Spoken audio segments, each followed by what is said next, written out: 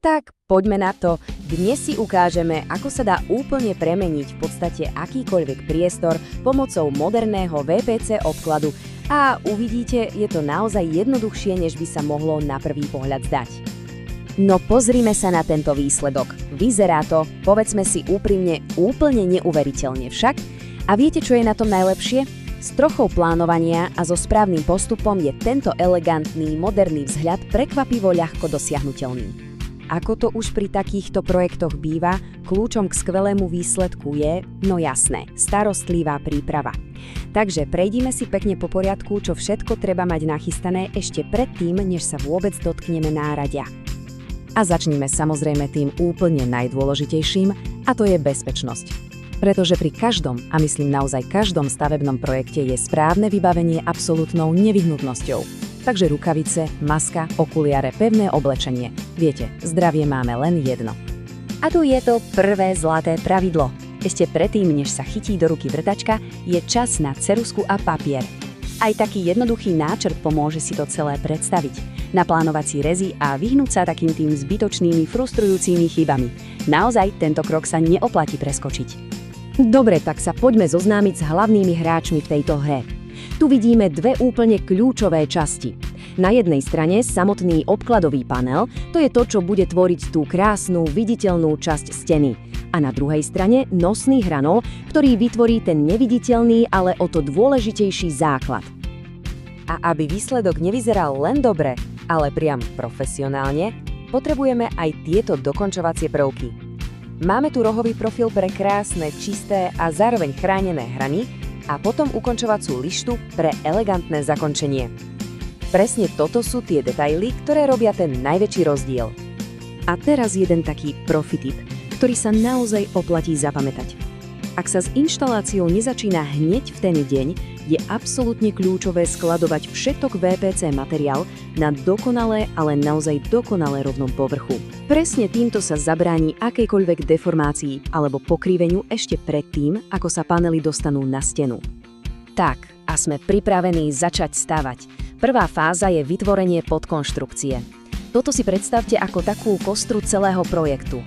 Jej správne zhotovenie je absolútne rozhodujúce pre dlhú životnosť a stabilitu celého obkladu. Tu je prvé dôležité číslo, ktoré si treba vriť do pamäti. 450 mm. Toto je maximálna vzdialenosť medzi stredmi jednotlivých nosných hranolov. Keď sa toto dodrží, obklad bude mať 100% dostatočnú oporu. A hneď tu máme ďalšie kľúčové číslo, 500 mm. Toto je zase odporúčaná vzdialenosť medzi kotvami, ktorými pripevňujeme tie nosné hranoly k stene. Pretože, viete, správne ukotvenie, to je základ celej stability. A pozrite sa na toto. Toto je veľmi zaujímavý detail. V mieste, kde sa spájajú dva obkladové panely, je potrebný dvojitý hranol. A prečo?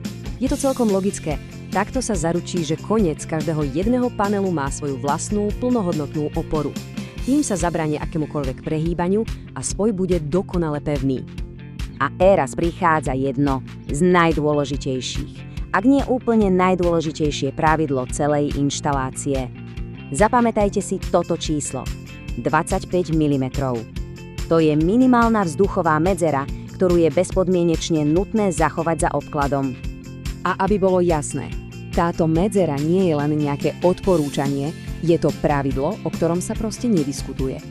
Umožňuje totiž prúdenie vzduchu, čo je absolútne kľúčové pre odvod akejkoľvek vlhkosti a zabraňuje vzniku plesní. Jednoducho povedané, vďaka nej môže celá stena dýchať. Dobre, podkonštrukcia je hotová, základy máme pevné a teraz prichádza tá najzaujímavejšia, tá najvzrušujúcejšia časť. Tá, kde naša stena konečne začne naberať svoju finálnu podobu. Poďme montovať panely. Začína sa úplne jednoducho. Prvý panel sa položí na nosné hranoly a potom sa upevní.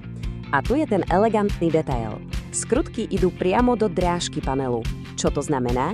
Že keď priložíte ďalší panel, budú úplne skryté. Výsledok je potom dokonale čistý. Ale pozor, ešte predtým, ako sa zaskrutkuje čo i len prvá skrutka, je tu jeden drobný krok navyše, ktorý sa ale absolútne nesmie vynechať. Otázka znie, prečo je taký dôležitý? A tu je odpoveď. Predvrtanie dier. Tento úplne jednoduchý úkon zabráni tomu, aby sa ten kompozitný materiál pri skrutkovaní poškodil, rozštiepil alebo nedaj Bože praskol. Je to naozaj len malý krok, ktorý ale zabezpečí úplne bezchybný výsledok. A veľmi podobné pravidlo ako pri tej vzduchovej medzere za obkladom platí aj dole, pri zemi. Tu sa zase ponecháva aspoň 10 mm medzera. A má to hneď dva dôvody.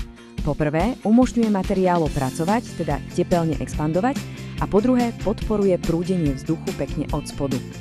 Tak, panely sú na mieste, inštalácia je takmer hotová. Teraz sa poďme zamerať na tie detaily, ktoré celému projektu dodajú ten pravý profesionálny šmrnc. A toto je skvelá ukážka ako na to. Použitie špeciálnych rohových profilov nie je len o tom, že to vyzerá fantasticky a čisto. Ono to zároveň aj chráni hrany obkladu pred mechanickým poškodením a samozrejme pred poveternostnými vplyvmi. Výborne. A predtým, než sa definitívne pustíme do práce, zhrnime si to ešte raz. Pozrime sa na tie úplne najdôležitejšie pravidlá. Berte to ako taký rýchly kontrolný zoznam pre zaručenie úspešný projekt. Takže, na čo si dať pozor? Je tu 5 zlatých pravidiel. Po prvé, vždy začať plánom. Po druhé, zabezpečiť tú 25 mm vzduchovú medzeru vzadu. Po tretie, vždy, ale naozaj vždy, predvrtať diery. Po štvrté, nechať tú 10 mm dilatačnú medzeru pri zemi. No a po piate, použiť dvolité nosné hranoly tam, kde sa panely spájajú. Keď sa toto všetko dodrží, úspech je prakticky zaručený. A teraz, keď sú všetky kroky a triky známe, zostáva už len jedna jediná otázka. Ktorý priestor doma či vonku čaká na presne takúto úžasnú premenu?